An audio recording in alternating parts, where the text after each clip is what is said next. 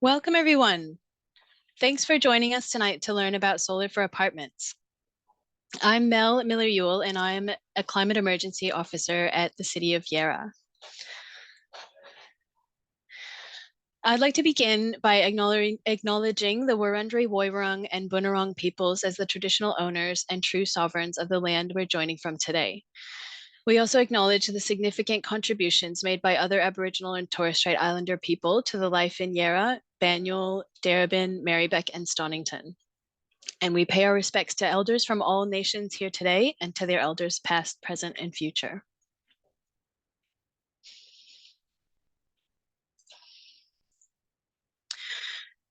So tonight's event is a community partner event of Sustainable House Day presented by Renew. And this event is hosted by the cities of Banyule, Darebin, Merri-bek, Stonnington, and Yarra. We've come together as 5 councils to bring you this event because in all of our council areas, we have many residents who are living in apartments and who are interested in installing solar and improving the sustainability of their apartments and their buildings. All of our councils are supporting residents to get solar, either through Solar Savers or a Darebin Solar Saver. We're excited to have some great speakers with us tonight. We've got Solar Victoria, who will tell us about the new Solar for Apartments rebate. Allume Energy will share some information on solar sharing technology. Solar Savers will talk about how they can help residents in Banyule, Merri-bek, Stonnington, Yarra, and several other council areas to install solar on apartments. And a resident will share her experience of installing solar on her apartment and getting a Solar Victoria rebate through Darebin Solar Saver.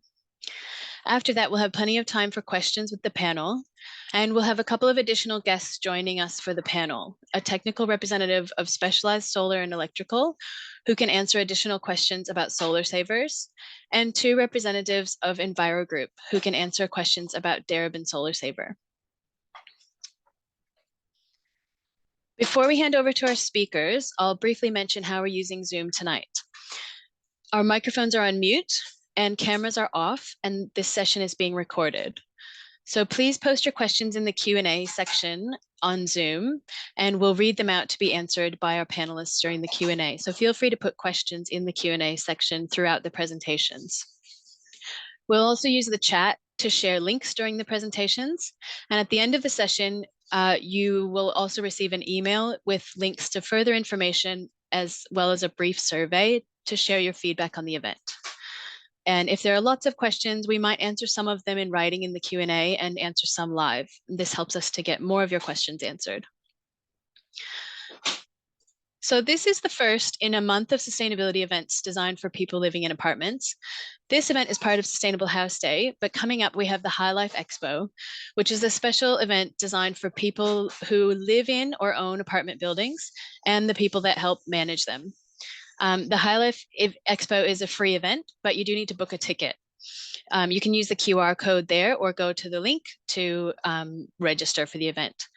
The expo includes a supplier showcase and a seminar series on Saturday, the 1st of June, and will cover topics like solar and renewable energy, EV charging, electrification, thermal comfort, decision-making in strata, energy efficiency, better waste management, creating community, and more.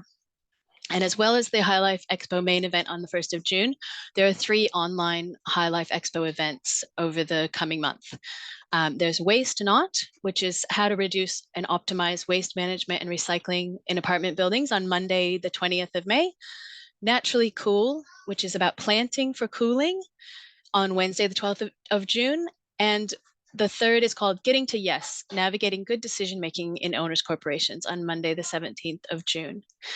So here to kick off our first event for apartments over the next month, I'd like to introduce our first speaker, Guy Pritchard, Director of Incentive Programs at Solar Victoria. Thanks, Guy. Oh, you're just on mute. That would help, wouldn't it? Thanks, Mel, and thanks very much for the opportunity to speak tonight. We really appreciate that. I'll just bring my screen up and then we'll get underway. Is this it? Hopefully that's up now. Yes. Yes. All right. Great. So Thanks very much. As I said, my name's Guy Pritchard. I'm Director of the Incentive Programs at Solar Victoria, and I too would like to pay my respect and acknowledge the traditional owners of land and pay my respect to their elders past and present. Yeah, we're really pleased to have this opportunity to speak about the Solar for Apartments program, which is one of the programs under that broader heading of the Solar Homes program. So maybe just a little bit about the Solar Homes program. It really was kicked off about 4 years ago, almost 5 years ago in 2018, to support people to access clean, affordable, reliable energy. And the idea there really is by transitioning to solar, people can really take control of their electricity bills. It also helps in that tackling climate change and building the idea of that clean and reliable energy future. As I said, it was launched in 2018, and it's really was designed to assist Victoria keep on track to achieve that 40% renewable energy target for 2025. And Solar Homes, that under that broad banner, will contribute about 12.5% of that. The Solar for Apartments program was launched 13th of February this year. It is a joint initiative with the Commonwealth Government Solar Banks program, and it really is, as I said, designed to fit within under that broad banner of the broader Solar Homes program. Yeah, the program is pitched like Solar Homes. It's really pitched at low and middle income families. And in this case, the low and middle income cohort also includes a fair amount of renter apartments. So the program is targeting that cohort and to help with the upfront cost of renewable energy systems. It really should support householders to lower energy bills through self-generated solar. And the other thing that we're wanting to do with this one too is develop industry capacity and capability to meet the renewable energy needs of the whole community. And we know that the apartments area has been a very difficult one to get into. So the program has that specific design to try and tackle some of those barriers in putting solar onto apartments. As I mentioned, it's jointly funded by the Commonwealth Government. There's $16.1 million in total funding, 5,000 rebates available of up to about 2,800 per apartment, with a maximum of 140,000 per apartment building. Now, round one of the program, as I said, launched in 13th of February. We are closing round one in the 30th of May. Part of the reason we want to close is to review how this first round has gone, and I'll show you a bit later some of the numbers. It's going very well, but we want to review it and see if we can actually target it even more precisely, and to have a look at what's come up during round one so that we can try and smooth things out for round two. So round two would be looking at opening up early in the new financial year, so around that sort of August time. But yeah, it closes at the moment on the 30th of May for round one applications. Eligibility there will be, it's open to owners corporations. They need to be Victorian tier 3 or 4 owners corporations, and obviously having not previously received a grant under the program. The application can be submitted by an OC committee or an individual resident on behalf of the OC, or the strata management company on the OC's authorised behalf. To apply for that sort of final approval and eligibility, the OC will be required to make a declaration that the solar system settings are equitably sharing it amongst those participating residents. So if you are an individual resident making it on behalf of your OC, you need to have the right authorisations from the OC to come on to actually submit the application. Why tier 3 and 4? Well, under the Owners Corporations Act, tier 3 OCs have between 3 and 9 lots. Tier 4 OCs have between 10 and 15 lots. So grouped together, they meet the overall program rule of between 5 and 50 lots. So we're restricting it to those buildings between 5 and 50 lots for this first round. We may look a bit later on about opening it up to others, but for this first round especially, we're going to look at between 5 and 50. There are a few other eligibility requirements on the properties, being no more than 8 stories tall. One of the things that we want to make sure is that if you're putting solar on the roof, that then there is actually going to generate enough space to generate capacity for that building. Our initial research has said that 8 stories tall in the typical building will have that. We're open to a review of that in the future as well, if there's some evidence that shows that you can go higher and still generate a sufficient quantity of energy from that. They must be completed buildings, so it's not open to new builds at the moment. Be a Victorian Class 2 domestic building under the NCC, so it's got an apartment building with a common property.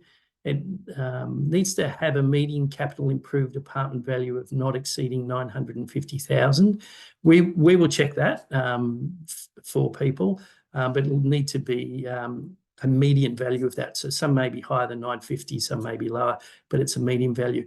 And that's how we're targeting it to sort of low and middle income earners rather than those above. The solar homes income test is for people with incomes less than 210,000. We're not going to do that income test because it's an OC this time, but so we're using the 950,000 median value as a proxy for that. The other things they have to be have not had solar installed in the last 10 years and obviously needs to be located in the state of Victoria. There are other programs in other states, but we're not funding those. The eligible solar systems themselves, the technology, they could include direct connect systems where multiple individual PV systems are connected to individual lots, or they could be a solar sharing system. And I think Lee will talk a bit more about some of that technology there, where a single solar PV system equitably shares that power across all of those areas. These systems have to equitably share it, as I said, across all of those. We are also allowing for some common areas to come in there, but the amount of power that goes to a common area shouldn't be exceeding what goes to an individual lot. And one of the things there that we won't do is just provide a rebate for common areas. Now, with all of these, again, you might have to talk to your councils, and you're in the right forum for that, because approvals may be required by your local council for some of these. Just a little bit more about the requirements. It needs to supply power behind the meter to a minimum of 5 and no more than 50 residential lots. What we're asking for is the retailers will give you a demonstrated payback period and installation cost within 10 years. That's really to look at how we can get some consumer protections in there so that you know that you're getting the savings will give you the savings generated from the system will give you a reasonable payback period, and it won't be onerous to actually have to pay the system off without getting a reasonable return on your energy bills.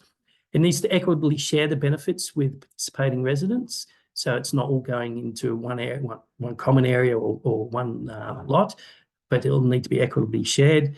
I mentioned about the common areas, supplying power to residential lots behind the meter. So one of the ideas there is to make sure that we're reducing from a government perspective, reducing the ask on the grid, and this will help us do that. It needs to be, I've lost my space now, installed on a common property roof.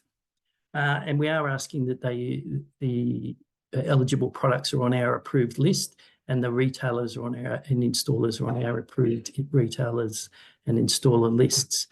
As I mentioned, solar sharing technologies can be used across this program, and it's not mandatory for all apartments within a building to participate, but I know that there are rules within the OCs about getting 75% agreement of people to have the system installed. So there's those sorts of things that we'll need to work through.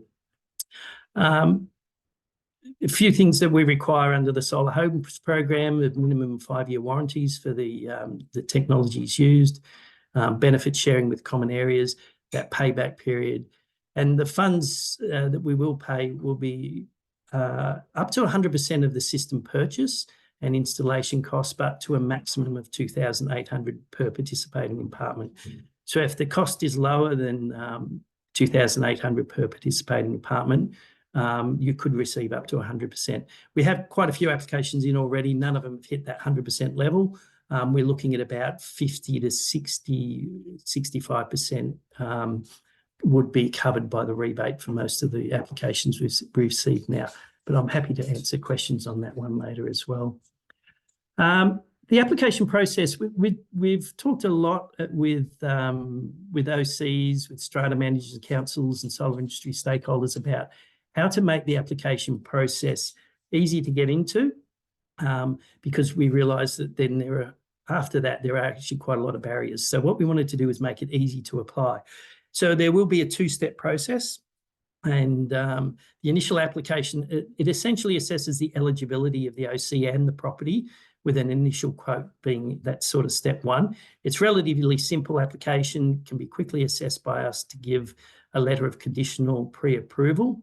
And after that pre-approval, the OC will then need to work through the final project design with their retailer, installer, and with the OC approvals with any special resolution or ballot that you need to do. The letter of pre-approval is valid for 90 days. We are going to try and stick to that 90 days, but we will be open to some extensions if you're getting close to having a special resolution and those, or there's some other delay that's explainable. So what we really want people to do is have a lot of it lined up before they do the initial application.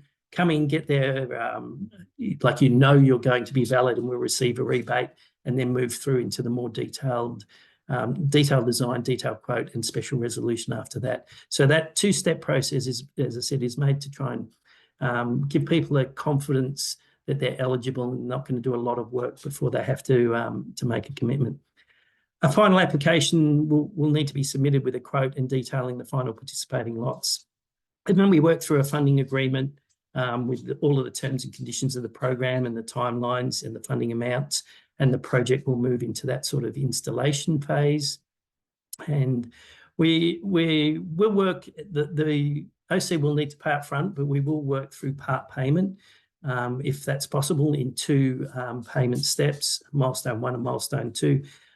Where there's something like an evidence of an order being placed, we will pay on that, and then we'll pay the final payment upon evidence of the system installation. And that's sort of a broad overview, if you like, of how the application process will work.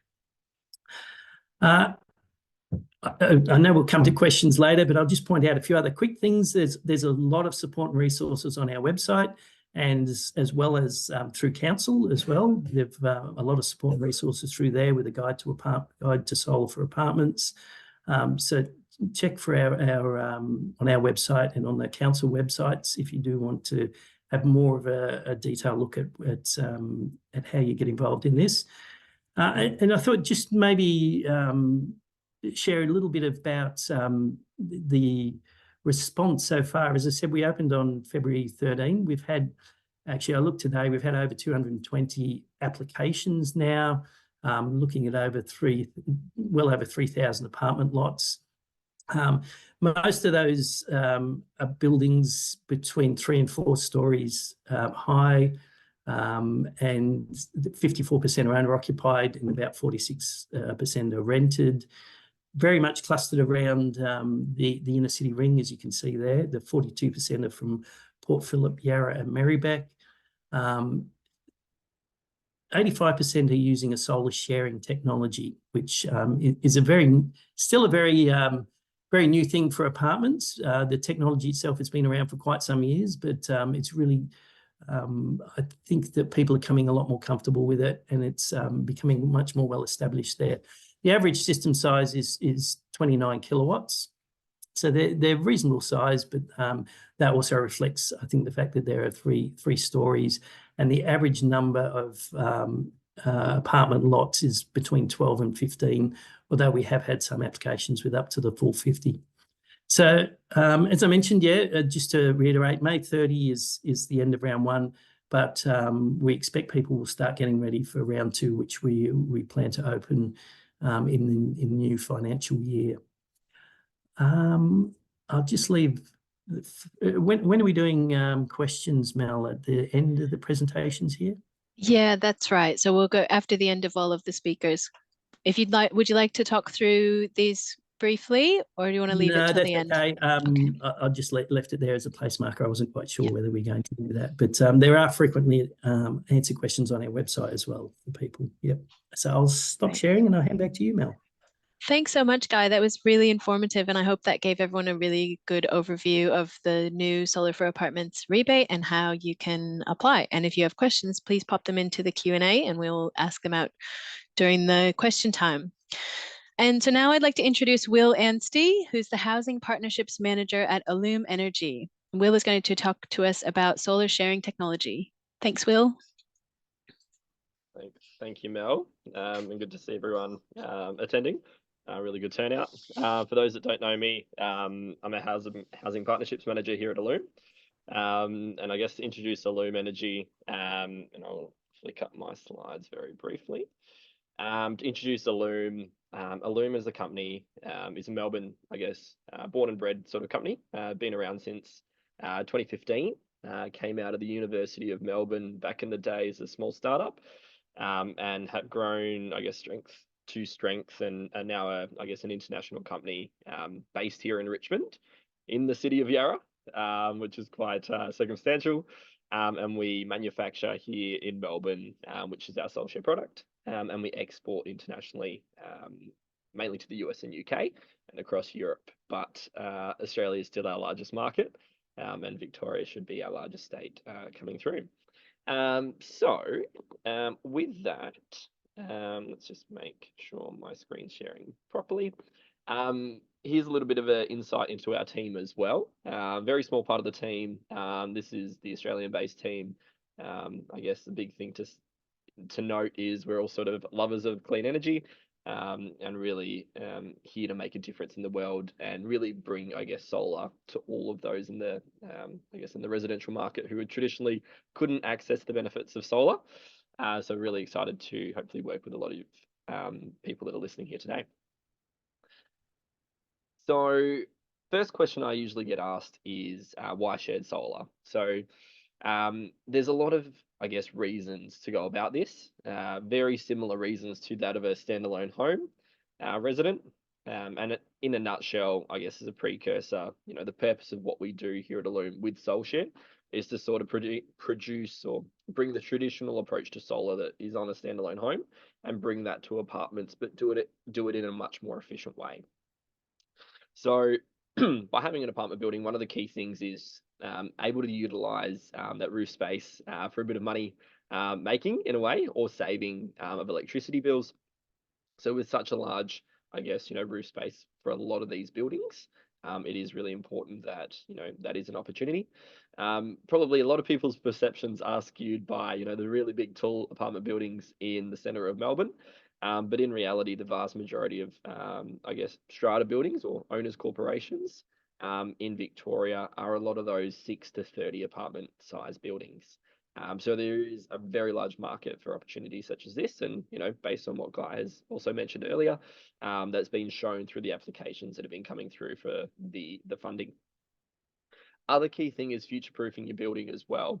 So a big part of this is, bringing up a lot of the electrical aspects to spec, to standard, because irrespective of whether you're utilizing solar or not, whether you want EVs, heat pumps, etc. What else is there? Even reverse cycle air conditioning, induction cooktops, all of those things need to be up to spec to take that on. So this has been a really, really good facilitator, especially with this funding, to do that. Now, we'll cover this a little bit in further detail later on, but even increasing the value of your property. So although most of what we do is the retrofit market, we do work with some new builds as well. And we've seen some really good tracked actual sales margins where there's been a really big increase where solar has been attached to an apartment complex. Very similar to standalone home solar. But at the end of the day, by having an alternate source of energy, you're not relying on those big energy retailers as much, noting that you still can choose whoever the retailer is, but it does put the power in your hands when it comes to being able to save a little bit more money and protecting yourself from the cost of living increases. Now, with that, would love to introduce SoulShare. So this is a little item here of a SoulShare on a wall. But to give an idea, just I guess relevance to how SoulShare sits in the market. We do have over 2,500 apartments, individual apartments connected to SoulShare in Australia. And there's some examples of installs, mostly retrofits, a couple of new builds. About half of these sites are in Victoria, but it gives the bottom middle one is in Sydney, as we don't have a bay. But it gives some examples of the different types of buildings that end up being suitable for solar. Now, how does SoulShare actually work? So SoulShare is modular in itself. So depending on the amount of apartments, you may need multiple SoulShares. But for the purpose of this sort of discussion, I'll just speak through an example apartment building that we've got here on our left. So you've got that shared rooftop solar on the rooftop. It's very common that 15 apartments might have around 20 to 25 kilowatts of solar. It's very unexpected how little solar makes a really big impact when it's shared, when it comes to SoulShare. So it's a really big piece of, I guess, the value add for this. But as we can see on the diagram here, we've got the solar panels on the rooftop. That goes down to an inverter. Now, the inverter, of course, is required to convert any of that DC energy or that solar power generated by those panels into AC power that can then be shared or utilized within the building. Then the SoulShare can then basically, although there's one arrow coming out of it, there's actually a physical wire or connection that goes behind each meter within that apartment building. So what that means is the SoulShare is in charge of, I guess, splitting that large flow of solar into multiple directions for each apartment. And we do that ensuring that everyone can actually receive those electrons that they've generated. And that's done in a fair and equitable way. Now, that integration happens at the electricity meter board, so the common meter board, wherever that may be. So wherever your electricity meters are co-located, generally per floor or per building, it is really, I guess, non-invasive when it comes to installation. There's no cabling that needs to happen to your individual apartment. It's only that common electricity meter board, which is a common misconception. So I guess from an impact perspective, it is really quite simple to implement. Now, the biggest thing would be, I guess, a great part of SoulShare is if it just fed energy equally, that would be great. But the next step, or the underlying software that sits behind SoulShare, actually allows it to do it in a smart way.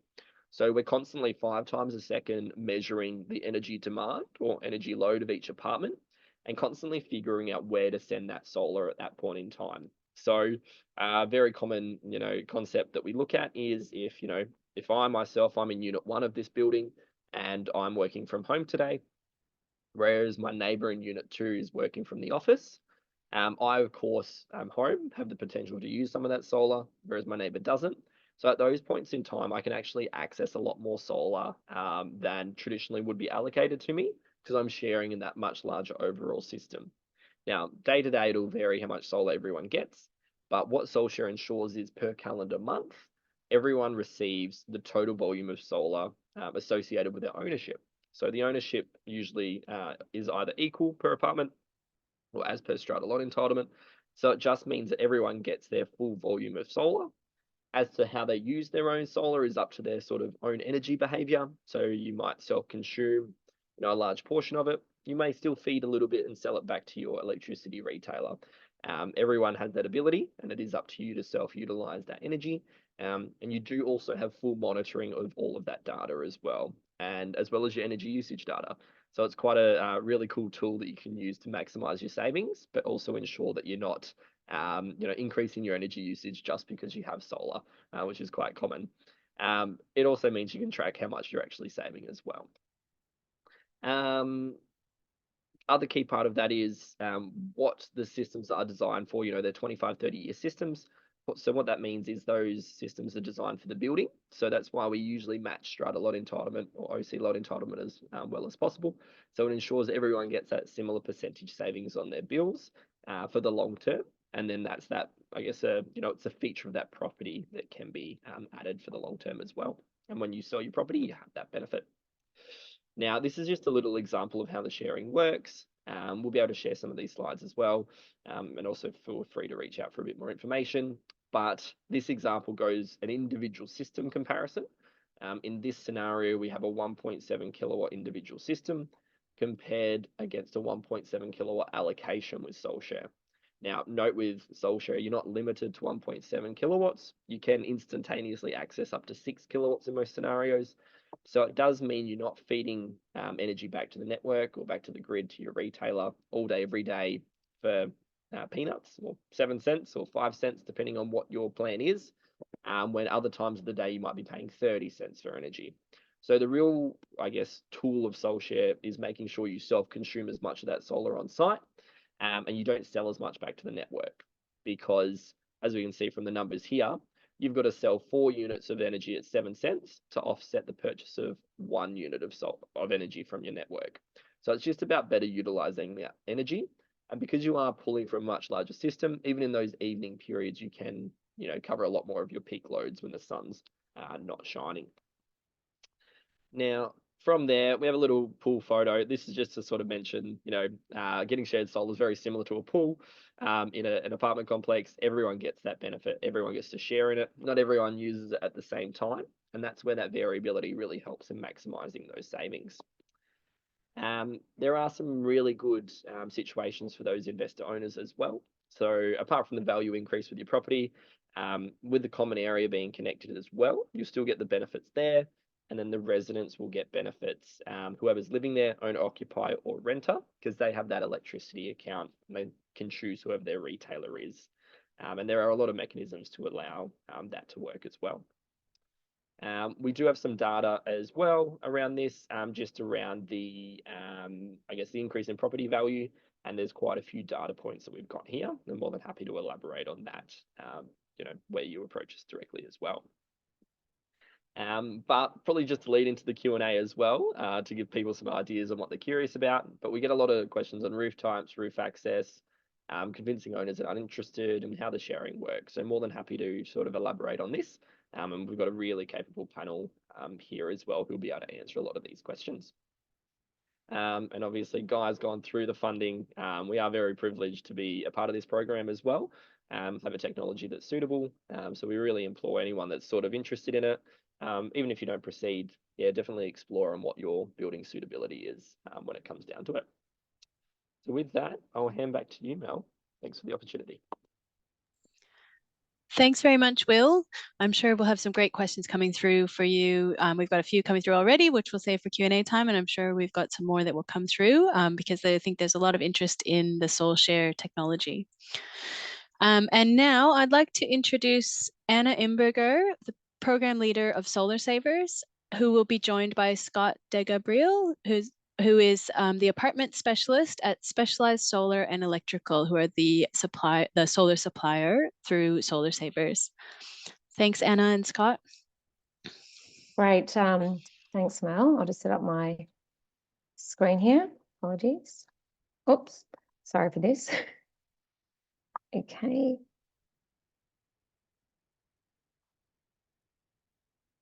Apologies, I'm having my computer. Okay, so thanks so much for that, Will and Guy. So I suppose we're going to lead into really what Solar Savers is about, and we sort of fit into these, both the solar for apartments and also Allume. So we're actually a local government initiative, and we've been working with 17 councils in metro and regional. So that includes the City of Yarra, Stonnington, Banyule, and Merri-bek. And we actually assist households and residents to install solar PV and solar batteries, but we're also moving into to offer heat pumps and hot water systems and high efficiency split systems in the new financial year. So we provide a shared services model basically for councils to achieve efficiencies as part of this, and we essentially act as a in-between body between our participating councils, you and the residents, our trusted installer, which is Specialized Solar and Electrical, who are with us tonight, Scott, but also, and so our role is really making the process of installing solar as streamlined and easy as possible. So that's what our role is here. So we sort of link you, the resident, your apartment, your apartments to a qualified installers. So why would you install with Solar Savers? So we are, as I said, we are a council supported program, and we have independently evaluated our installers through a public tender. So in May last year, we went through a public tender and we selected our installers based on their quality of products, their fair pricing, safety, installation, and their customer service. And then that's where we selected Specialised Solar and Electrical, and they're based in Limbrook, and they are our program installers. So they're accredited with the Solar Homes program. They've also got they've got a relationship already with Allume, and they've had experience with using that SolShare technology. So they're very well placed to support your apartments to install solar. So also going through our program as well, we have some additional sort of compliance or assurance for you. So we actually engage independent auditors to complete compliance audits of 5% of all our installations, just to ensure that everything is installed to current standards and regulations.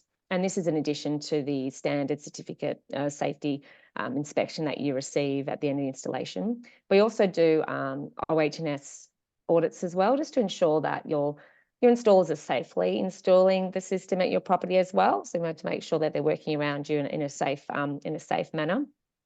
But the main thing too is we're a reliable contact for you. So we work with Specialised Solar and Electrical on a daily basis. We track your progress just to see how when you receive the quote. We look at your quotes. We make sure that you have your pre-inspection and installation in a timely manner. And we're also always available to ask any questions along the way if you have any questions about the rebates or just your quotes. But Specialised Solar also have had quite a lot of experience in assisting people through the solar for apartments rebate at the moment. So they're quite well versed in what's happening and the criteria there. So that's basically how our program sort of fits into this this workshop. So I'll pass over to Scott from Specialised. So he'll talk more about the products that we have on offer through our program and how we can help you. So Scott, just let me know. I'll pass on to the next slide for you. Nice. Thank you, Anna. Much appreciated. Good evening, everyone. My name is Scott Gabriel, and I'm sort of head of commercial and Allume project at Specialised Solar and Electrical. And yeah, looking forward to taking the time to learn a little bit more about solar for apartments with everyone and how it could benefit you and your home. Next slide, please. So who are we? Probably a good place to start. Look, originally established in the mid-80s as part of the Specialised Heating and Cooling Group, Specialised Solar and Electrical is a family-owned business based in Melbourne with 6 offices in Victoria and New South Wales. Since the turn of the century, we have helped thousands of households and businesses to save money on electricity and become more energy efficient while reducing their carbon footprint. We're proud to be their trusted partner as they seamlessly transition into an all-electric future. We do classify ourselves as electrification experts. The reason is, as a company, we do everything that assists you to transition from gas to electric.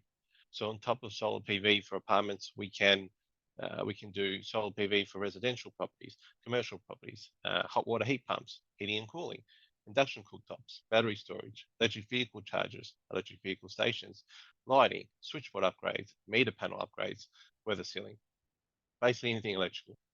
We recognise that transitioning to an all-electric building, especially in apartment complexes, is a significant undertaking that can be both time-consuming and costly. As your long-term partners, we commit to supporting you from the initial planning stages to full implementation and beyond. Next slide, please, Anna. Thank you. This is a great page. I love looking at it. It's actually from the website Rewiring Australia. If you haven't been on there, please jump on there. It's a great source of information, and you can end up hours in a deep rabbit hole. Basically what it says is that fossil fuel prices aren't steady. They're increasing and have been for the past 30 odd years and will continue to grow. Today, the cost, as you can see, the average Australian around 5,000, 6,000 per year. And in 2050, it's predicted to be close to 9,000 per year, which just really isn't sustainable for any family home. Next slide, please. Thank you. Okay, so issues that we are facing today. First one, the price hikes. So also from Rewiring Australia, for the last 10 years, electricity prices have increased 14% per year on average. And the last few years, it's been a lot more than that. The costs continue to go up. The prices have gone up. And we need to find out how to improve that situation when it comes to reducing their bills, the right products to install, the right company to install, what works, and how to achieve this electrification process. That's where we can potentially help. High emissions. No secret, we're in a climate emergency, okay? And the world is warming at a rapid rate and it needs to change yesterday. So we need to all get on the front foot with that. High energy bills. Look, month on month, the cost of gas and electricity keeps hurting families. Livability, bottom line, the ability to just go to the shopping centre, whatever it may be. So we need to help in that area too. And then the overall lack of control with all these different issues. What do we do? How do we get better? How do we improve our current situation? Every day, I hear people say the same thing. Next slide, please. Okay, so what's the solution? Electrification, a smart, connected solar energy management system. And we're actually really excited to now have both a solar solution for apartments with the Solar Share technology, as well as the financial assistance from the Solar Victorian rebates. There's never been a better time to utilise these options. Next slide, please. Beautiful. Now, the products that are available for apartments through the Solar Savers program for solar for apartments is a SunGrow inverter and REC panels. Okay, and they've been chosen specifically for this type of setup. Sorry, basically because they have a great mix of quality, durability, and performance. Just to start on the SunGrow inverter first. SunGrow inverters, the main reason why we only choose this option to install on apartment buildings is because it's passively cooled, which means they're designed without fans or moving parts. Basically, whenever you have a fan-based cooling system and it's a moving part that's operating 24/7, eventually you're going to have a breakdown issue with it. It's just simple wear and tear. So you can't have that sort of setup. It's also a lot more quiet, which is a lot more ideal for the residents. It's also a hybrid inverter, meaning we can connect a DC battery in the future if you wish, and it works much in conjunction with SolarShare, much better than your standard AC setup. Okay, it has an extended warranty, as you can sort of see up there, of 15 years, which highlights the durability of the unit and the confidence from the manufacturer to back it for that long. And as a company, they've invested more money into research and development than any other solar company in the world. And as a result, they've continued to develop year on year for the last 20 odd years. Now the panels. REC. REC. So the higher you go in apartment buildings, obviously the windier it is. This panel is the only panel in the world that actually has two stabilizing bars built behind the panel. So you get your standard frame and the two bars that sit behind it, which keeps the frame really strong and sturdy. So on those high wind days, when the sails are potentially cracking or moving in inferior built panels, this panel is steady. So as over a long term, you're not going to get the degradation and the lack of output as a result. So you really need to have a well-built panel for that type of install, and that's what it is.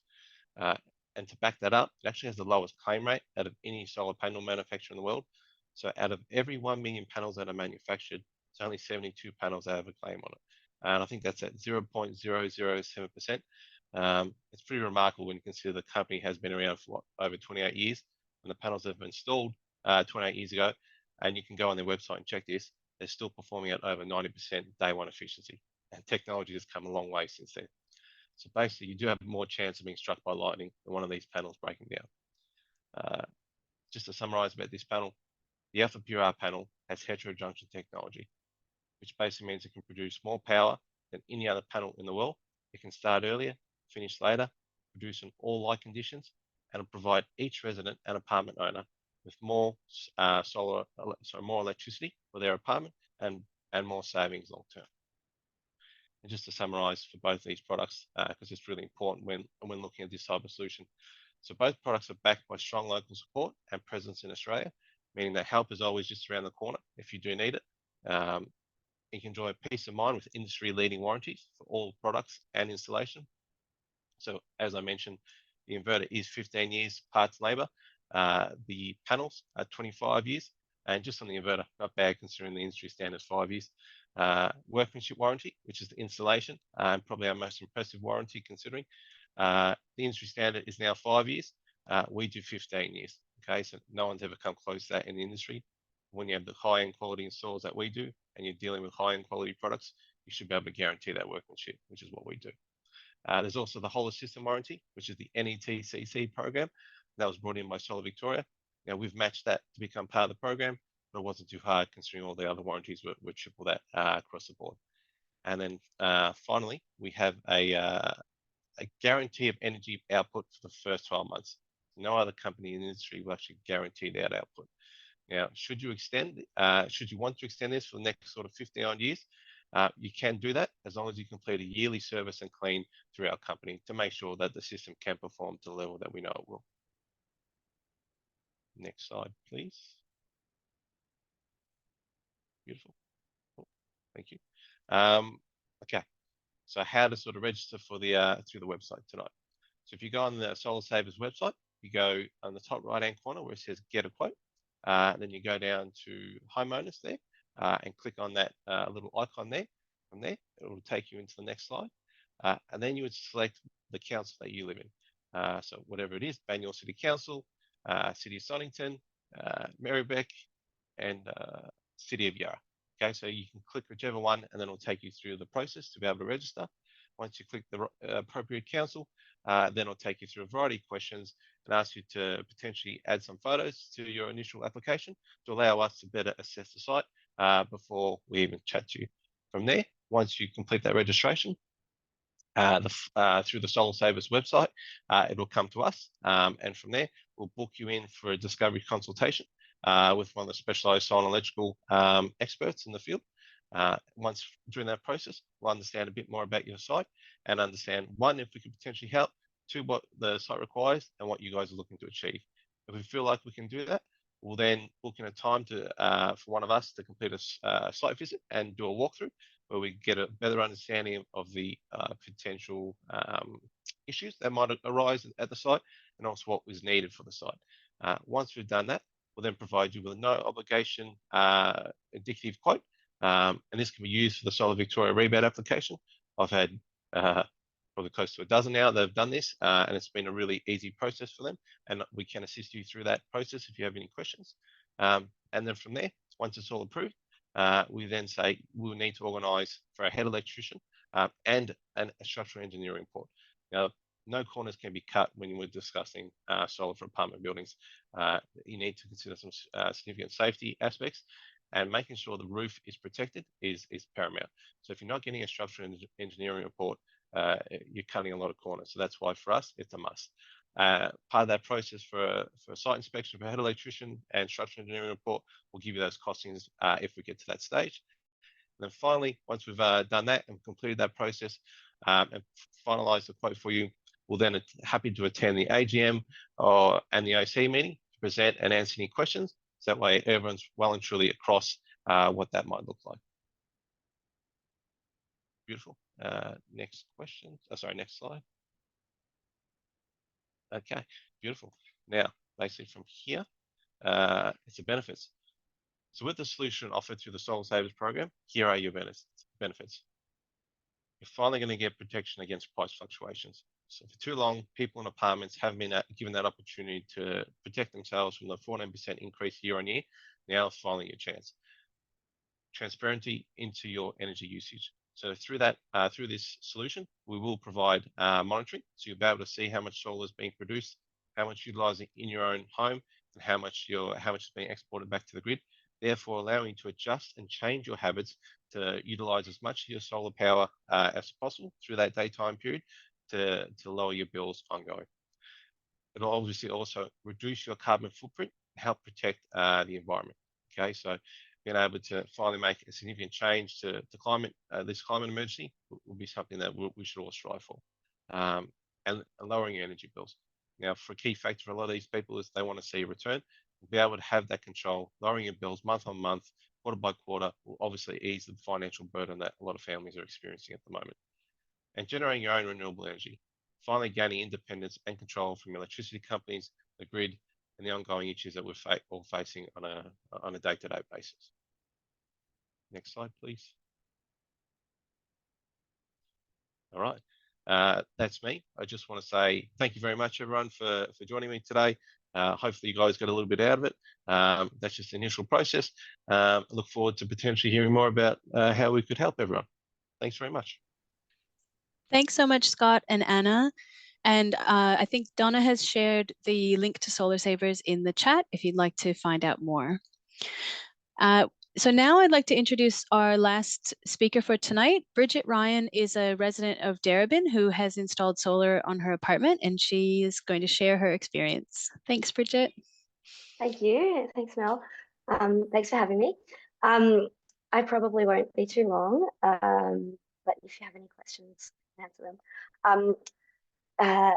I bought my first apartment where I am right now about 2 years ago, and I was really keen to get solar installed for many reasons, the main one being environmental, but I also was really interested to find out about the savings that were possible, and I guess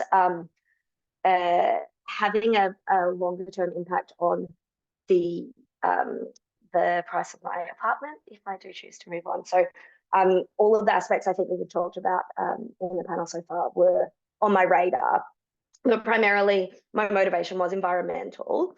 I looked into a lot of different ways to get solar.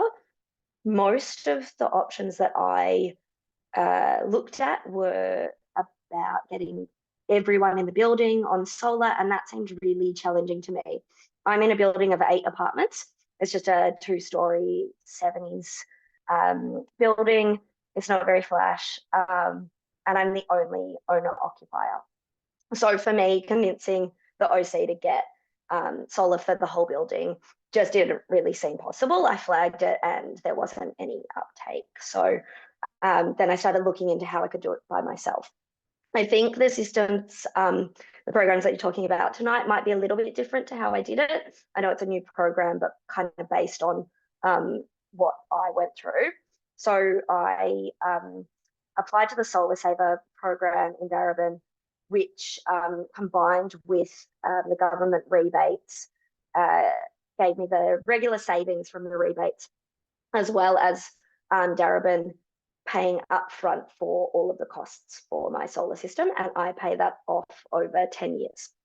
So for me, I really wasn't sure if that would work out financially as a saving, but because I was really motivated by the environmental reasons, I decided to go ahead and do it. And what I found since I installed the solar just about a year ago is that I have saved a significant amount.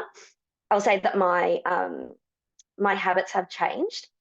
I find it interesting that Will said that people tend to use more energy once they've got solar. I personally have become fairly obsessive about saving energy and using it only when the sun is out on really sunny days, especially in winter. I've got a system that's just under 5 kilowatts. On a really sunny day in the middle of summer on a long day, it can generate around 20 kilowatts, which is way more than I use in my 1-bedroom apartment. In winter, though, it often doesn't cover my usage if I've got the heater on. So I do try to do a lot of things that reduce my usage when the sun is not out. It's not cost effective to have a battery. So it's really about real-time usage. And as Will mentioned, it's really about time of use and using that solar directly instead of sending it back to the grid, because the cost is about 3 times to buy from the grid, depending on time of day. And I am also really obsessive about making sure I'm on the right plan and I'm getting a really good tariff feed in, but primarily, especially in summer, it's much more, about my usage. I think all in all, my average usage, my average cost before I got solar about, I think it was installed May last year, though I can't exactly remember, but I think I was on about $1,000 a year for a one-bedroom apartment for electricity. Now that is before prices went up, so who knows what it would have been in this past year. But in the last year, my total cost was just under $400. So for me, that makes a lot of sense in terms of what I'm paying off through my rates as well. I still have a small saving annually, and I hope that that will continue to go down as I learn to use the solar a little bit better as well. I'm not sure that I have much more to say. That might be it, actually. Happy to take questions though. Thanks very much, Bridget. I think it's really interesting to hear the experience of someone who's actually done it and gone through the process. So thank you so much for joining us and sharing your story. If you've got any questions for Bridget, pop them into the Q&A and we'll ask them to her. And Bridget installed solar through Darebin Solar Saver and with Enviro Group, who's the solar supplier for Darebin Solar Saver. So we are now going into Q&A and we're joined by two representatives of Enviro Group who I have just joined the panel, but I'm not seeing you in the panel. So we'll just make sure that that process is working. We've got Mick Harris and Sasha Karsten from Enviro Group joining us. And I might just click that button again to make sure that it's working. And we also have Anthony Igman. I can just see you showing up, Sasha. And we've also got Anthony Igman, who is from Specialized Solar and Electrical, who can also answer any technical questions about Solar Saver for people who might be in Merri-bek, Banyule, Stonnington, or Yarra. So with that, we've got all of our panel members online now. So I'll start to ask some of the questions that have come through in the Q&A, and please feel free to keep adding them if you've got more questions coming up. So first we've got a question from Sam. We have an embedded network with Origin. Are we still eligible? And there's been another question come through as well. So the few questions about embedded networks. Are you eligible for the Solar Victoria rebate? And if anyone else wants to comment on solar for apartments that have an embedded network. I'll answer that one. Obviously, it's for our program. Unfortunately, no, not at the moment. The embedded networks aren't eligible. The program is really designed to help apartment residents maximise bill savings from solar PV, and we really want to ensure that that's done equitably. And there have been some concerns over how embedded networks work, and we're just working at the moment to understand whether they're restricting the ability to access feed-in tariffs and to actually get that full benefit. So not in round one, but we are reviewing it. And yeah, if we are going to go ahead with it, we'll definitely let people know ahead of round two. But yeah, we've got a little bit more work to do on how we ensure residents get the benefits rather than the embedded network provider. Thanks, Guy. Does anyone else on the panel want to comment on solar for apartments with embedded networks more generally? Yeah, if you want. I'm actually dealing with one client who have an embedded network. We've advised them on the process on how to get out of that contract and the steps and process that you need to take. So if that's something that your building has, we can still look at it. Just be aware that it's just going to take a little bit longer to go through that process. Thanks, Scott. And happy to add a few comments as well, Mel. A lot of the, I guess, the larger ones, 50 plus, there's much larger proportion that are embedded networks, which of course goes into, I think, what Guy was saying as well. So what we've seen, I guess, we get installed on a lot of embedded networks with SoulShare, for example, as well, because there is a clear different, I guess, value add, because you can only share solar equitably on a physical basis with SoulShare. It is quite common. A lot of new builds come with both an embedded network and SoulShare. Obviously, the embedded network situation limits your ability to choose your retailer to certain degrees. There are, of course, freedom of choice regulations, but if anyone knows or has been in an embedded network, it's not as simple as it may seem. But in saying that, some embedded networks do facilitate these things as well and might have their own approaches. So it's, and happy to explain, Christy. It's, for those that aren't aware, embedded networks are basically a small private network that's embedded in a particular site. It's usually initiated by a developer when a new build site kicks off. And it means that one entity or specific energy retailer has the ability to sell energy to everyone within that building, and they're exempt from the typical retail regulations for the market. So Victoria is a little bit further along than a lot of other states, but Victoria ensures that they can't charge more than the VDO or the default offer, or the average cost of energy, if you want to put it that way, but also means that you do have freedom of choice to change your energy retailer, whereas traditionally, if you are in an embedded network, you are locked and restricted to that retailer until the end of that long-term or generally long-term contract that the developer may have signed for them. Some OCs might opt into becoming embedded networks if there is a good opportunity. It does happen occasionally, but that's, I guess, up to the OC to decide what's suitable for them. Thanks, Will. The next question is an anonymous question. If the building had solar for common areas installed, but not servicing individual units, is it ineligible? So I think this is relating to if a building already has solar installed for the common areas, would it still be eligible for the Solar Victoria rebate? Yes. So that's probably an easier answer. Quick answer. We won't provide rebates solely for common areas, but if you've already got existing solar to your common areas and looking at doing the apartments, yes, we will provide a rebate for that. Great. Thanks, Guy.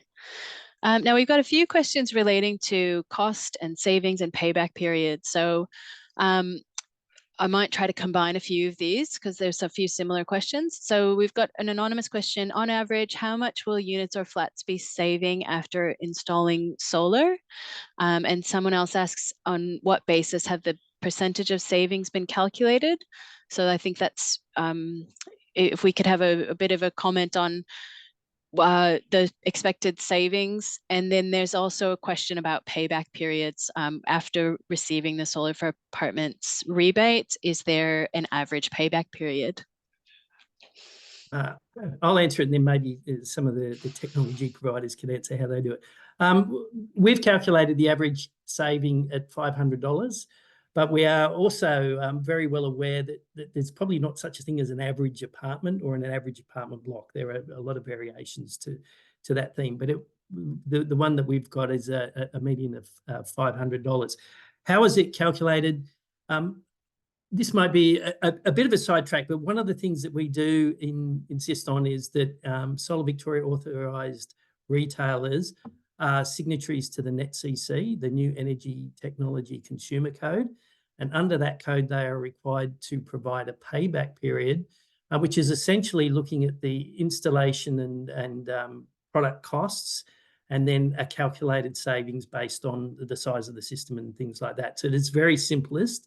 It's how much does it cost and how much is it going to pay us back each year, which you then look against your existing energy bills and you calculate a payback period. Now, that can be calculated in quite a few different ways. But so what you will need to do is talk to your retailer about the specifics of how they calculate it. They are required under the NETCC, the New Energy Technology Consumer Code, to provide that payback period. So some of them have some very sophisticated systems and some really, as I said, sophisticated ways of calculating that. Some of them are using a much more simpler method. But I think that the key thing there is to look at your individual circumstances and talk to your retailer about how you calculate that. So that would be my answer. And we've got some retailers and providers here who might be able to provide a bit more detail on that. Yeah, I'd love to answer that question too, if that's okay. First of all, appreciate the question. If you don't get the right solution with the right products, you're never going to get a long-term solution. So therefore, you're never going to get a payback. So you want to make sure the products will last that length of time. And if you find that, then you've ticked the first box. Secondly, you want to make sure that you're working with the system. Okay, you could have 300 kilowatts on the roof. If you don't change your habits and utilize as much of that solar through that daytime period, basically whenever the light's out, you can use electricity, then you're never going to get that payback long term. Okay, so it is a bit of give and take, and the more you can work with the system, the better outcome you're going to achieve. Okay, so through the process, we can help educate the OC members on how to do that. Best way to set it up, especially if you transition to an all-electric building, some of the key things, shifts and changes in habits. And if you can, if you're willing to follow the advice and work with the system, you're going to get a very good outcome.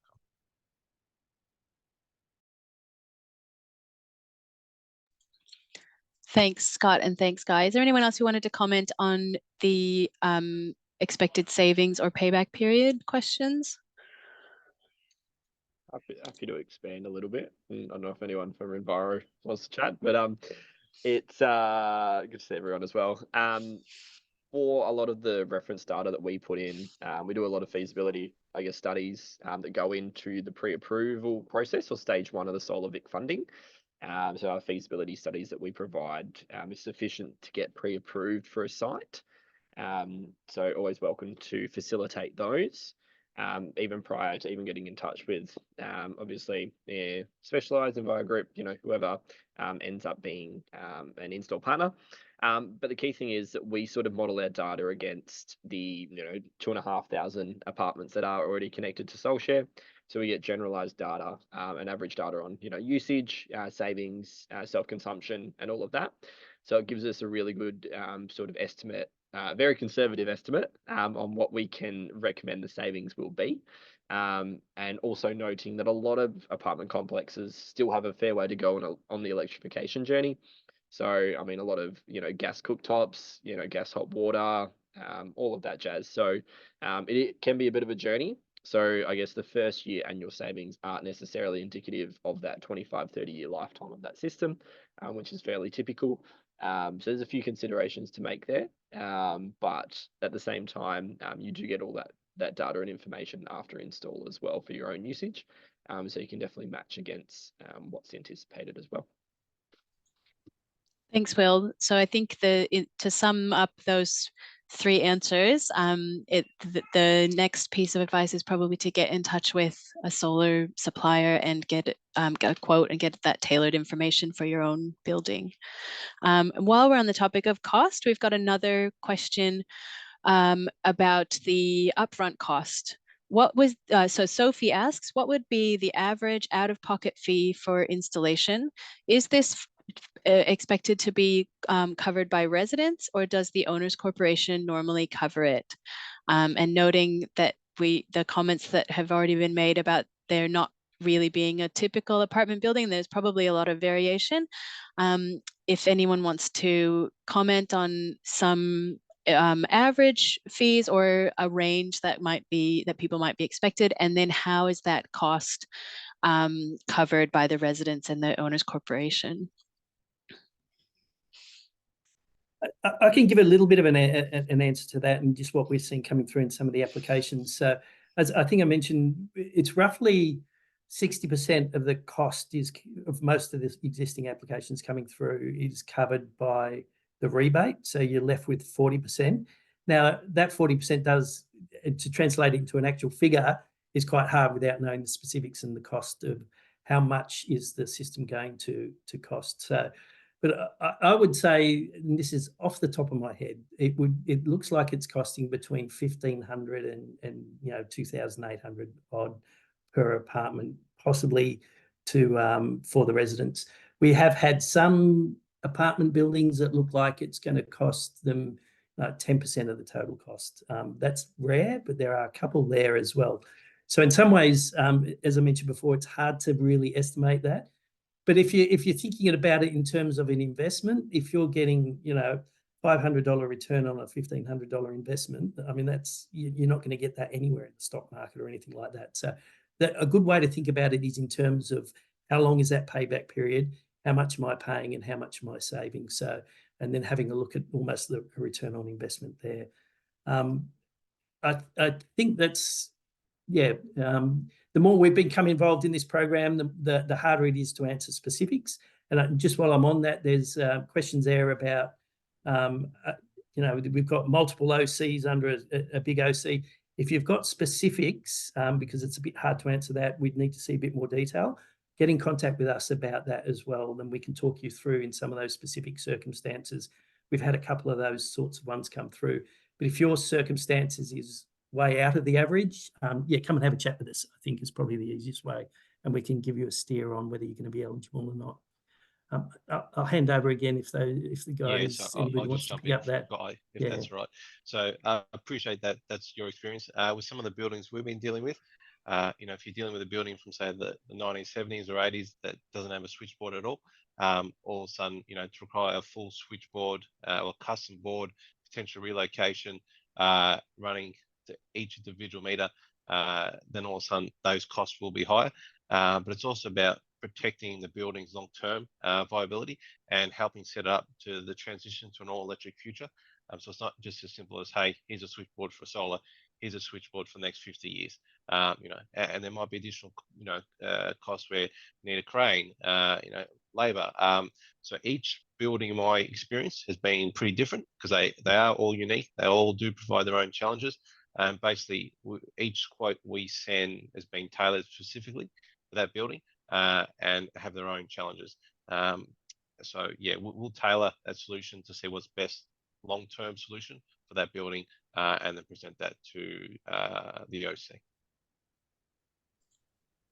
So I'll jump in there for a second. Just given my experience from quoting on these at the moment, I have seen a price range for an individual apartment coming in at around 1,500 to 6,000. The higher end is often involving a lot of switchboard work or some extra things, as just mentioned before. A lot of the older apartments don't have a main switchboard there, or we've actually seen quite a bit of degradation. So it's requiring some repair work to get it up to standard as well. On the lower end, it's generally very straightforward, easy install, which is lovely. Unfortunately, it seems to be a bit of a rarity. Can be quite interesting, and I think, you know, what we've seen, you know, personally, we get a lot of meter board photos come through with a lot of people that approach us directly, and can definitely vary, I guess, what's needed. But it is important to note that it's not necessarily, I guess, the solar piece that is required, or the, you know, the driver of that meter board upgrade. It is, of course, any of that, you know, modernization of your building to current standards. So it can be quite interesting, and a lot of the time the meter board costs may sit separate to a lot of these quotes as well, because it is a general, you know, general upgrade for everyone in the building, even in those situations where not everyone takes part, although generally 99% of the time everyone does take part. I think the other thing to note, and I didn't cover it in my own presentation, just around, I guess, how people fund these types of assets as well. There's definitely a multi-pronged approach to it. Of course, we sort of at the very top is any sort of rebates that are available. So of course, the SolarBIC rebate kicks that off. Involved in that beforehand is even STCs, which is that federal rebate that's been around for years and reduces by a little bit each calendar year. But that's already applied into all of those pricings, of course. So after the rebate level, you do have your sinking fund so that the OC can contribute a proportion of what they feel is suitable. Obviously, it's always good to leave a bit in the kitty for a rainy day when it comes to these OCs, but it does mean that it can take a chunk of that. From there, then there might be a small special levy that's implemented across the owner's corporation as well. So a lot of the time we'll see, you know, let's say it's $2,000 out of pocket per apartment. You may have, say, $1,000 per apartment covered via the sinking fund, which leaves another $1,000 to fund. So they might have a $500 special levy, for example, for each apartment, which is a manageable, you know, 1 year's savings, which, you know, makes it really appetizing. And then the rest if facilitated or if needed, might be via a strata or an owner's corporation loan, for example. There's quite a few financiers out there. Definitely do due diligence on each of those loan options. But it makes it manageable and digestible for everyone in that OC, because there's nothing worse than getting hit with a big cost. So we find it's just that education piece, that opportunity for everyone to chat about these things, because especially the cost of living, people get a little bit funny when it comes to money, which is more than fair. But it's about having that consultation with your building. And we have a lot of good relationships being built out of that within these buildings, which has been a nice thing to sort of see come through, which has been beautiful. Back to you though, Mel. Thanks, Will, and thanks everyone for contributing answers to that question. There was a question in the Q&A about whether the recording of the webinar will be available in case you wanted to share it with your owners corporation or others.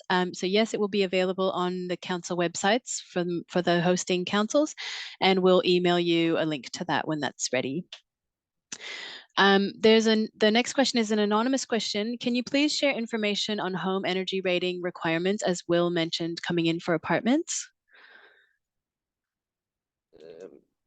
Yeah, absolutely. So still quite early days as of yet, but in the last federal budget, there was money announced into implementing a program where you basically have to disclose energy costs associated with buildings, apartments being specifically included in that as well, or in the general term. So that's something that will come in, we hope this calendar year.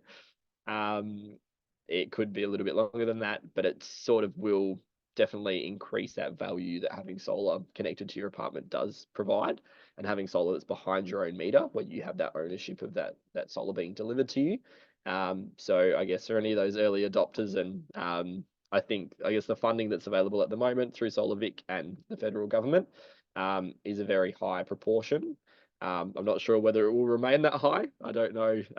Hopefully it does, but obviously everyone can't speak on these things, but definitely encourage sort of taking that opportunity. But we'll see how that goes and how that looks like. I think there's a lot of program development that's coming through for that. But as we know more, we'll definitely let people know. Thanks, Will. There's a question from Gabstar. What is your experience of electric car chargers? Are apartments getting 1 or 2 charge points, or 1 per electric car? And how does that work with the dividing of power? Would anyone like to comment on that?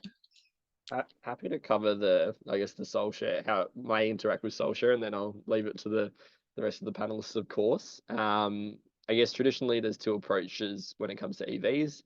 Of quite a few sites that we've seen, whether it's planned or is current, they may have a power point within their own, car spot within their apartment. That is very dependent though on the electrical layout of that building. So it isn't always possible or feasible from a cost perspective to do that. Now those approaches are great where you have that connected behind your own meter.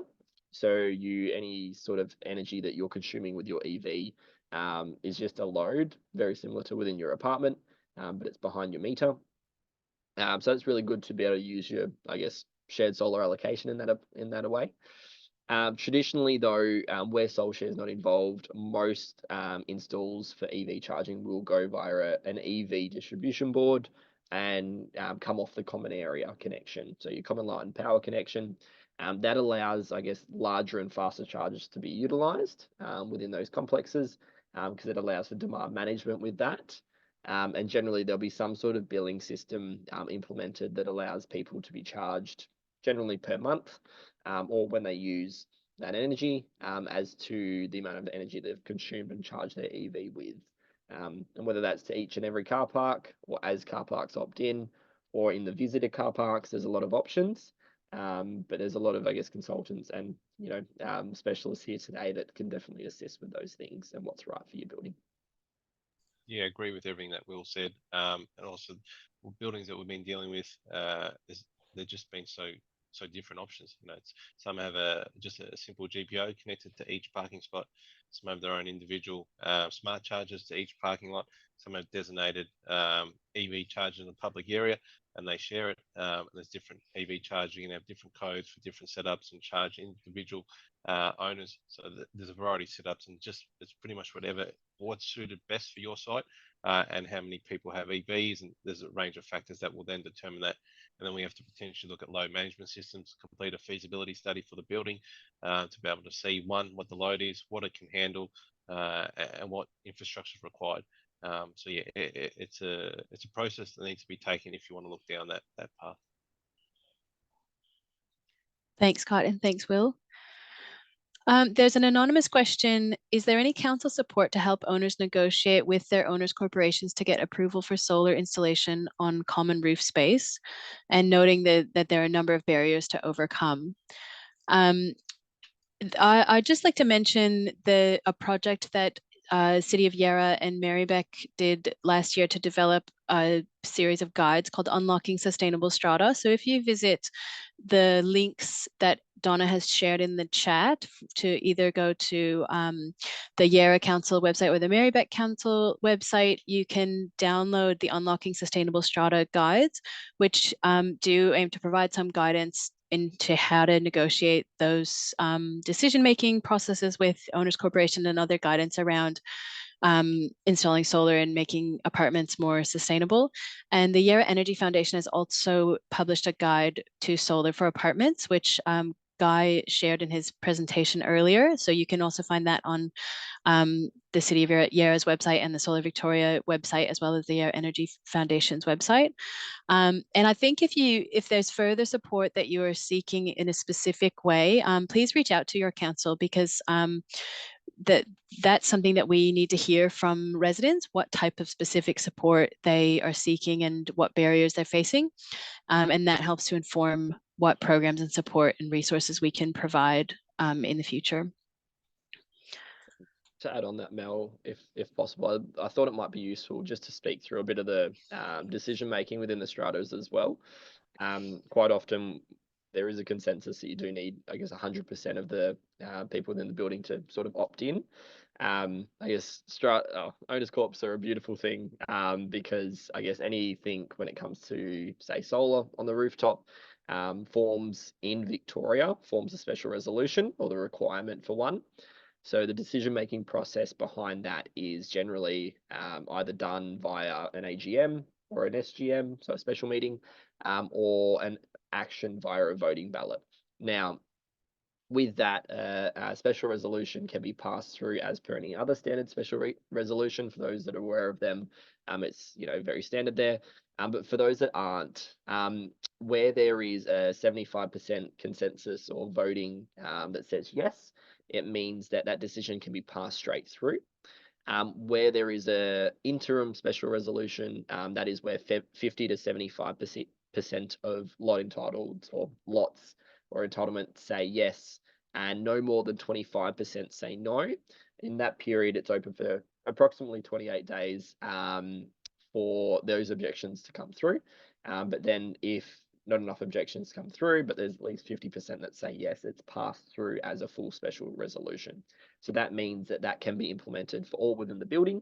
People can still opt out, of course, but it does mean that, similar to getting your, I guess, apartment building repainted or any maintenance works, these things can be implemented for that building and that decision made. So it doesn't mean that everyone has to say yes, of course, in that building for it to happen. Obviously, that's the idea, but it means that, it's almost like a small democracy at the end of the day as to the decision making for taking those up.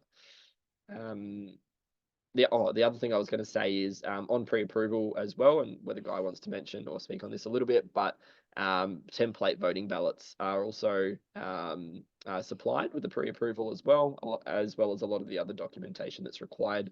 So all those hard yards or things that would have otherwise come through your OC manager are already provided. So it's a very low touch thing for your OC manager. That's been a really big thing communicated to me, that people aren't too sure whether their OC manager will help them out. But it's quite surprising. We've spoken a lot, and Scott, Sasha, Mick, Anthony, we've all spoken to so many strata managers or OC managers in Victoria, and a lot of them are now up to speed, but they are also learning. So they do appreciate the opportunity to sort of be educated on these things, and we're all here as a resource to help support. To build the industry, which is, of course, the purpose of Solar Victoria's funding as well. Yeah, thanks, Will. Yeah, we do have resources on our website which can help you use, and we've templated some of those documents, as Will said. We also have links to various other supporting organisations, Consumer Affairs Victoria, and others that you can get in contact with about some of the how do you run a special resolution meeting and those sorts of things. They're on our website, those links as well. So have a look there. Thanks. And just in terms of that question about a sweet spot, is 20 out of 30 apartments going to give you a better return than 5 out of 30? In terms of the grant, yes. The more you can get, the better. But we've got applications, where there's 15 out of 20 coming through, but obviously it changes your payback period in the financials if you have less. So the more the better would be the simple answer to that. There's not really a sweet spot, I don't think, but just in general, the more the better. Yeah. Great, thanks, Guy. And a related question to that, what is the likelihood of rebates being available for larger complexes in the future, around 100 apartments? Not sure if you can comment on that at this stage. But I'll comment on it. I think, as I said, one of the things we want to ensure is that there is enough solar energy actually to benefit the residents in a reasonable payback period. And from what we've seen so far, the percentage of common roof area across greater than 50 lots in general is not going to give you that benefit. So we are reviewing that because like 100 lots may be spread out across, might be 2-story across a lot. So we're having a look at what may be possible in that, and we may make some adjustments into round 2. Off the top of my head, I don't think 100 lots would make it there, but we're happy to have a look. And if people have got specific examples, please send them through and we'll have a look, and that might help inform our research as well. As a few people have mentioned, we're learning a lot as we go through this, and we definitely want to hear from people, definitely appreciate the feedback, and we are committed to making this work as best as it can. So any feedback like that, any questions or specifics you can give us, that would be great. So just send them through to the Apartments at Solar Victoria website. Email box, I should say. The links are on our website as well. Great, thanks, Guy. So we probably have time for one more question, and this is a question about the difference between directly connected systems. So I think that's the solar systems for individual apartments, and as opposed to solar sharing systems. And the question is asking about the pros and cons of these and cost considerations. So there's probably a lot in there, but perhaps there could be just a bit of an overview about the different options. So I think what Bridget has done in her apartment is to install solar on an individual apartment. So it means that she didn't need to get everyone on board, and she could just do that herself. And then on the other end of the spectrum, Allume Energy provides the solar share to enable that solar sharing between different apartments. And I think, Mick, would you like to have a go at that question? Here we are, I'm unmuted, that's good. So if you've got a small block of apartments, you might have 2 or 3, you've got your own roof area, then potentially it's not a difficult thing to put solar on your roof, have that running back to the meter, and it's just like a normal domestic situation. Bigger apartment block, you've got 20 apartments, something like that. The problems are you've got to get the body corp to agree to let you do it if you want to have your own solar system. It is technically possible. You can run it back to the meter, but electrically it doesn't make that much sense either, because let's say you're not home during the day, you're producing power, it's going into your switchboard, goes out through the meter, you're getting 5 cents a kilowatt hour or something like that. So you're not getting much of a financial return. If you use the soul share kind of system, the Allume system, that power that you're producing could go back to other people. And so other people get advantage of that. Well, really, it's not your individual power. It's one system on the roof going to one inverter or a series of inverters, going into the main switchboard, feeding everyone's places. So you can do it individually, but you've got to get permission, and financially it doesn't work as well. So I'd only really suggest you do it if you've got a very small group of apartments. Thanks, Meg. Does anyone else want to jump in on that question before we wrap up? No? I can speak to my experience in my building just briefly. You're right, Mick, it's we've got 8 apartments in my building. The reason I did it on my own and was able to was because we discussed splitting the roof space equally between the lots. So I've left roof space for everyone to potentially have the same amount of solar as me, which I imagine wouldn't work as well in a larger block. Also, because we're a small block, I didn't need approval from so many people. We had to have a special resolution to get it passed, and I had one no, and everyone else didn't care, which was lucky for me. And I know that's like, I think I had a bit of a special journey in that I had very few roadblocks. I would have loved to get my whole block on board with solar, but they just weren't interested. But for me, it's been worth it. I don't think it would have happened in many blocks. So I have a lot of really nice people in the owners in the block, which I know isn't the case for everyone. Thanks, Bridget. And it's really great to hear your story and to hear that that is an option for people who are in specific situations where you've got a small block and perhaps other people are not as interested in coming on board. Yeah. So with that, we'll need to wrap up because it's now 8 o'clock, but I'll just like to quickly share my screen to share some links to further information.